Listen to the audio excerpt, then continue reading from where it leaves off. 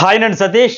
ఎటు వైల్డ్ కార్డులు రెడీగా ఉన్నారు కనుక డబుల్ ఎలిమినేషన్ ఉంటుందా, త్రిబుల్ ఎలిమినేషన్ ఉంటుందా, ఏదున్నా ఆశ్చర్యపోవక్కర్లేదు అని అనిపిస్తున్న నేపథ్యంలో వీళ్ళని ఎలాగైనా, ఎందుకంటే వీళ్ళు టాస్కుల పరంగా అద్భుతమైన పర్ఫార్మెన్స్ ఇవ్వకపోతే రెండు టీములు కూడా టాస్కుల్లో ఓడిపోతూ ఉంటే అక్కడ వైల్డ్ కార్డ్స్ ఎటు కన్ఫర్మ్ అయిపోయి 6 అయితే ప్రస్తుతానికి ఉన్నారు. ఇంకా సంఖ్య పెరిగినా పెరగవచ్చు, ఆశ్చర్యపోకర్లేదు. సో వీళ్ళ వల్ల కంటెంట్ రావట్లేదు, టాస్కులు ఇంకా అద్భుతంగా ఆడట్లేకపోతున్నారు. వాళ్ళు వీళ్ళు ఎవరెవరు గెలిస్తేనే కదా ఆపేది, ఆడలేకపోతున్నారు. కాబట్టి మనం వైల్డ్ కార్డ్‌ని పంపేద్దాం అని బిగ్ బాస్ అనుకుని పక్కా ఫిక్స్ అయిపోతే, ఇంక డబుల్, ట్రిపుల్ ఎలిమినేషన్ అయినా ఉండొచ్చు అనుకునే నేపథ్యంలో ఏకంగా మిడ్ వీక్ ఎలిమినేషన్ కూడా ఉంటుంది, ఉండాలి అని కూడా కోరుకుంటున్న సందర్భం అయితే కనిపిస్తుంది. ఎవరు కోరుతున్నారంటే main Manikanta mid week eliminate అయిపోతాడా, అవ్వడా అనేది కూడా క్లారిటీ ఇస్తా. ఎందుకంటే అది ఆల్రెడీ హౌస్‌లో డిస్కషన్ వచ్చింది, బయట కూడా వచ్చింది. దానికంటే ముందు ఎవరెవరు ఏ పొజిషన్‌లో ఉన్నారు, ఎట్లా ఉంది అని ఓటింగ్ డేంజర్ జోన్‌లో ఎవరు సేఫ్ జోన్‌లో, ఎందుకంటే అందరూ తాలూకా పీఆర్‌లు కావచ్చు, ఫ్యాన్స్ కావచ్చు, ఫ్యామిలీ మెంబర్స్ కావచ్చు, ఫ్రెండ్స్ కావచ్చు, అందరూ కూడా ఎవరు ప్రయత్నం వాళ్ళు చేస్తా ఉన్నారు. ఈ వారం ఎలాగైనా సేవ్ చేయాలి, కాపాడుకోవాలని చెప్పేసి. సో ఒక ఎపిసోడ్, ఒక వారం గాని, ఒక 2 ఎపిసోడ్‌లు పడినా, ఒక్క ఎపిసోడ్ మంచిది పడినా హైలైట్ వస్తది, మైలేజ్ వస్తది, ఎలివేషన్ వస్తదని లెక్క. ఈ నేపథ్యంలో అసలు ఎవరు ఎట్లా ఉన్నారు ఆట అని, అలాగే లైవ్‌కి సంబంధించి కూడా చాలా ఇంట్రెస్టింగ్ డిస్కషన్ జరుగుతా ఉన్నాయి కదా! ఈ మణికంఠ వర్సెస్ వాళ్ళ నలుగురు, అసలు ఏం జరిగింది? ఎక్కడ ఎవరిది క్లారిటీ, కమ్యూనికేషన్ ఎక్కడ గ్యాప్ వస్తుంది? చాలా హైలైట్ పాయింట్స్ అయితే ఇవాళ బయటపడ్డాయి. అవన్నీ నేను తర్వాత వీడియోలో అప్లోడ్ చేస్తా. చాలా ఇంట్రెస్టింగ్‌గా ఉంటుంది. అది మాత్రం మిస్ కాకండి. జర్నలిస్ట్ సతీష్‌లో అప్లోడ్ చేస్తా. అలాగే అది చాలా చాలా పాయింట్స్, లాజిక్స్ అన్నీ ఉన్నాయి. ఓటింగ్ పరంగా ముందు వెళ్ళిపోదాం. ఇక్కడ నబీల్ అయితే ఫస్ట్ ప్లేస్‌లో ఉన్నాడు. 31% ఉంది. ఇంకా ఇవాళ ఎపిసోడ్ అయిపోయిన తర్వాత కూడా ఇతనికి ఇంకా పెరిగే ఛాన్సెస్ కూడా ఉంది. ఇతనికి ఫాలోయింగ్ మామూలుగా వరంగల్ డైరీస్ సోషల్ మీడియా ప్లాట్‌ఫామ్‌తో పాటు యూట్యూబ్ ఛానల్ వాటన్నిటితో పాటు కూడా హౌస్‌లో కూడా స్ట్రాంగ్ పాయింట్స్ అయితే తెస్తా ఉన్నాడు. ఇవాళ కూడా మణికంఠతో డిస్కషన్స్ అయ్యేటప్పుడు కూడా నాకు ట్యాక్స్ వేసేస్తారేమో, నేను టీమ్‌కి యాంటీగా వెళ్తున్నాను అంటారేమో అంటే, ట్యాక్స్ వేస్తే ఏమైతది? ఇంట్లో వాళ్ళందరూ నీకు కాంపిటీటర్స్. వీళ్ళు ట్యాక్స్ వేసినంత మాత్రం అయిపోద్దా? నాకు వేయని 11 వారాలు 11 మంది కూడా వేయించుకుంటా. నువ్వు గట్టిగా ఆడాలిరా భయ్, ఆడితేనే ఫైనల్ వరకు ఉంటావు. వాళ్ళకి తెలియట్లా, నిన్ను మాత్రం వేస్ట్ గడియన్‌లోకి తీసి పడేస్తా ఉన్నారు. కానీ నాకు ఎవరు ఎన్ని చెప్పినా సరే నేనైతే పట్టించుకోను, వినిపించుకోను. మనకు ఆడియన్స్ ఏం చెబుతున్నారు అనేది ఇంపార్టెంటు. నాకు కూడా ఆమె పెద్ద ఫ్రేమింగ్ చేయాలనుకుంది. ఏదో హ్యూమన్ బీయింగ్ కాదా, హ్యూమానిటీ లేదన్నట్లుగా. సో ఏదేదో ఎవరెవరో ఫ్రేమ్ చేసినా మనం పట్టించుకోకల్లా. మనలో స్ట్రెంత్ ఉండాలని ఒక వ్యాలిడ్ పాయింట్ అయితే ఇక్కడ చెబుతాడు. మనలో స్ట్రెంత్ ఉంటే ఆపోనెంట్ టీంలో కూడా స్ట్రాంగ్ కంటెస్టెంట్స్ ఉండాలని కోరుకోవాలి. అలాగే వైల్డ్ కార్డ్స్ వచ్చే వాళ్ళు కూడా స్ట్రాంగ్ కంటెస్టెంట్స్ కోరుకోవాలనేలాగా చెబుతాడు. ఇది ఎగ్జాక్ట్‌గా నా పాయింట్ కూడా, నా అభిప్రాయం కూడా ఏంటంటే, ఇప్పుడు సోనియా, అలాగే నిఖిల్, పృథ్వీ వాళ్ళు ఏమనుకుంటారంటే, మనం వైల్డ్ కార్డ్ చూస్తే మనలో స్ట్రెంత్ ఉంది, మైండ్ పవర్ ఉంది, వాళ్ళతో తలపడతాం అంటే, ముందు ఇక్కడ ఇంట్లో ఉన్న ఒక శత్రువులు ఉండేటప్పుడు, అపోనెంట్ టీం ఉండేటప్పుడు వీళ్ళలో కూడా స్ట్రెంత్, మైండ్ పవర్ స్ట్రాంగ్‌గా ఉంటేనే ఇక్కడ ఫైట్ చేద్దాం, అక్కడ ఫైట్ చేస్తానంటే అది వేరే ఉంటది. వైల్డ్ కార్డ్‌లో వచ్చే వాళ్ళని ఎదుర్కొనే స్ట్రెంత్ ఉంది, విల్ పవర్ ఉంది, మైండ్ పవర్ ఉందని చెప్పేసి నీ ఆపోనెంట్ కంటెస్టెంట్‌లో ఉండేవాళ్ళు ఫిజికల్‌గా స్ట్రాంగ్‌గా ఉంటాడు, మెంటల్‌గా స్ట్రాంగ్‌గా ఉంటారేమో, వీళ్ళని తప్పించేస్తూ ఉంటే అర్థం అవ్వట్లేదు, సేఫ్ గేమ్ ఆడుతున్నారని చెప్పేసి ముందు ఒక మాట వెనక ఒక మాట చెప్పేసి. సో ఇలాంటి నేపథ్యంలోనే వీళ్ళకి ఆడియన్స్‌కి రీచ్ ఉంటుంది, వాళ్ళకైతే తగ్గుతుందనమాట. సో ఇక్కడ అలాగే నబీల్ కూడా చెబుతాడు, ప్రేరణ కూడా వచ్చి చెప్పింది, ఆమె అనుకుంటుంది అంతే, జస్ట్ నో సోనియా అనుకుంది అంతే, నీకు హ్యూమానిటీ లేదు ఇవన్నీ ఆడియన్స్ కదా డిసైడ్ చేయాలి, ఆడియన్స్ కదా కన్ఫర్మ్ చేయాలి. అది వాళ్ళేమనుకుంటారంటే ఇట్లా క్యాలిక్యులేటెడ్‌గా ప్రతీదీ ఆలోచించి ఆచితూచి వెళ్తా ఉన్నాడు. ఈ యాటిట్యూడ్, అలాగే ఫిజికల్ టాస్క్‌లు అన్నింటిలో ఆడుతా ఉన్నాడు. స్ట్రాంగ్ కంటెస్టెంట్ అనేవాడిని పక్కన తీసి పెట్టేస్తూ ఉంటే, మరి వాళ్ళు ముందు అగ్రీ అయ్యారు, మాట్లాడుకున్నారు. మనము హౌస్ వర్సెస్ అంటే హౌస్‌లో ఉన్న 11 మంది వర్సెస్ వైల్డ్ కార్డ్‌లుగా ఆడాలి, చేయాలనుకునేటప్పుడు ఇతడు ఆడుతా ఉన్నాడు. హౌస్ కోసమనంటే ఆడుతా ఉన్నాడు. మా క్లాన్ అనుకోలే. అలాంటప్పుడు ఈయన పక్కన పెట్టేస్తే ఆడియన్స్‌లో ఆటోమేటిక్‌గా మైలేజ్ గ్రాఫ్ అయితే పెరుగుద్ది. పోనీ వాళ్ళు చెప్పిన రీజన్స్ ఏమైనా పర్ఫెక్ట్‌గా వాలిడ్ ఉన్నాయంటే కంప్లీట్‌గా రాంగ్ చెప్పారు. దాని గురించి మనం స్పెషల్ వీడియోలో నెక్స్ట్ మాట్లాడదాం. ఇతడైతే ఫస్ట్ ప్లేస్‌లోనే ఉంటా ఉన్నాడు. 31+ పాయింట్. అలాగే ఇంకోటేంటంటే డేరింగ్‌గా ఆడమని చెబుతున్నాడు. మరి ఎట్లా ఆడుతాడో చూద్దాం. ఆయనకి అవ్వ కావాలి, బువ్వ కావాలన్నట్టు వద్దు. సో క్లారిటీతో ఉండు, ఆడని అతిగా ఆలోచించుకొని కూడా చెప్పడం వల్ల ఇతనికైతే ఆ గ్రాఫ్ పెరిగే ఛాన్స్ ఉంది. అలాగే కోపం రావాల్సిన దగ్గర వచ్చినా పెరిగినా తప్పులేదు, తగ్గాల్సిన దగ్గర కూడా తగ్గించుకోవాలి.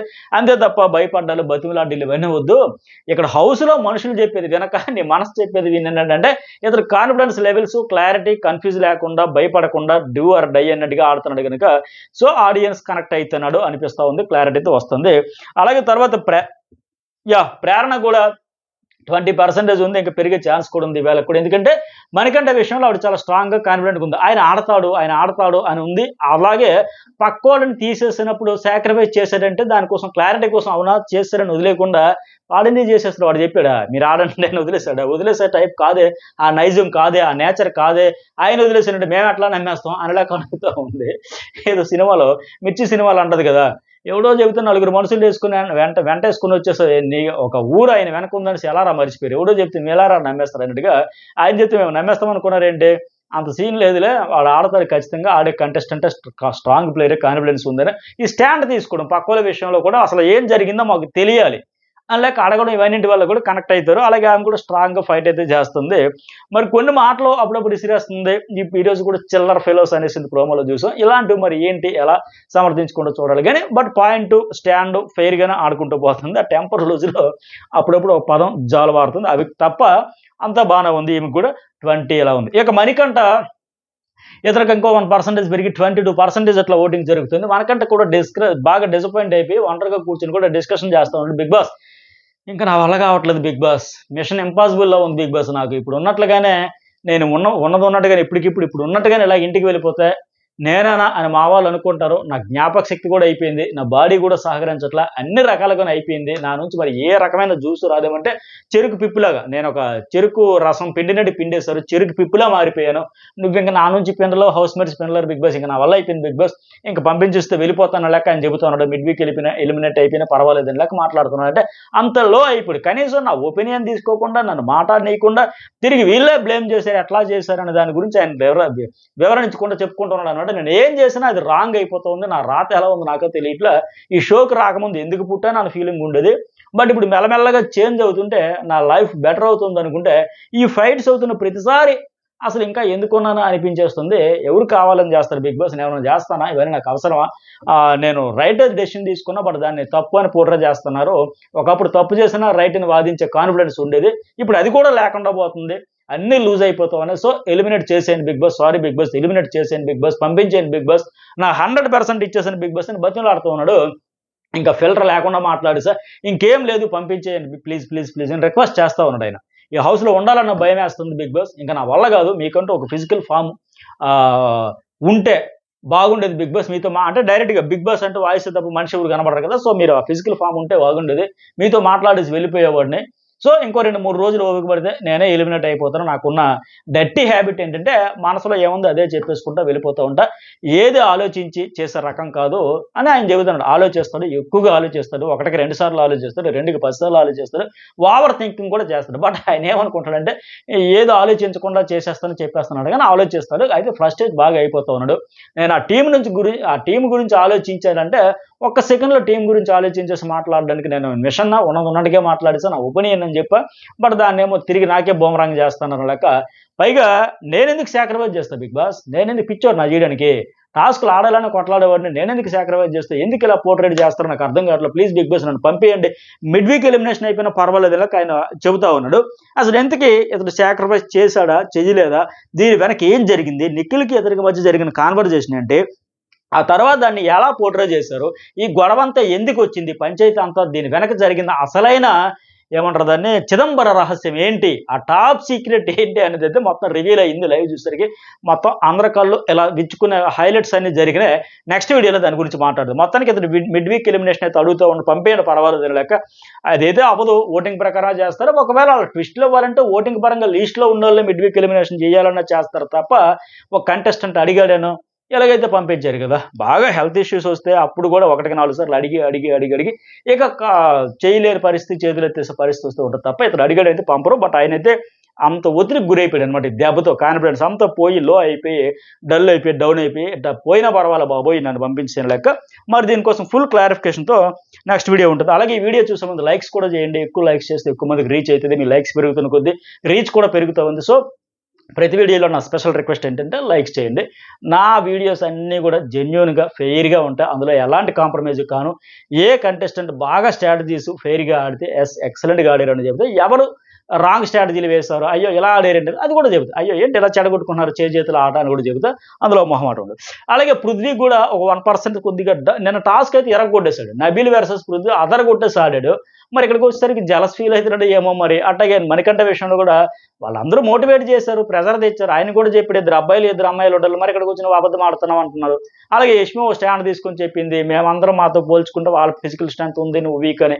అలాగే సోనియా చెప్పింది. ఇవన్నీ చూసిన తర్వాత ఫైనల్గా ఇవన్నీ పక్కన పెడితే నబీల్ విషయంలో ఇతనికి ఒక క్లారిటీ ఉంది, అతను స్ట్రాంగ్గా ఇతనితోనే కదా తలపడ్డాడు, 3-4 గంటల పాటు అలా పట్టుకొని ఆడారు కదా.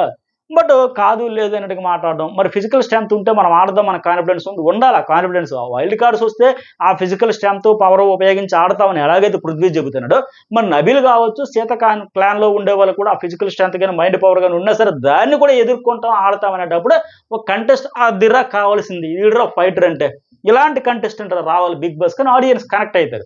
అంతే తప్ప బయట నుంచి రాబోయే వైల్డ్ కార్డులు ఎంత స్ట్రాంగ్ అయినా, ఎన్ని రకాలకి స్ట్రాంగ్ అయినా, ఫిజికల్లీ మెంటల్లీ ఎంత స్ట్రాంగ్ అయినా ఆడేస్తాం, ఢీ కొట్టేస్తాం, తాడో పెడి తేల్చేస్తామని ఇతడు సోనియా చెబుతా ఉండే, మరి అపోనెంట్ టీంలో నబీల్ అసలు కాదు. నబీల్ మనకు అసలు కంపారిజన్ కూడా రాంగ్, అసలు వేస్ట్ అని లెక్క తీసి పడేస్తా. ఇది ముందు ఒక అగ్రిమెంట్ అంటే కమిట్ అయ్యారు. మరి హౌస్ వెర్సెస్ మన 11 మంది వెర్సెస్ వైల్డ్ కార్డ్ అని ఇక్కడ స్టాండ్ మార్చి ప్లేట్ ఫిరాయిస్తే అది అందరికీ బూమరంగా అయింది, అదే దెబ్బ అయితే పడుతుంది.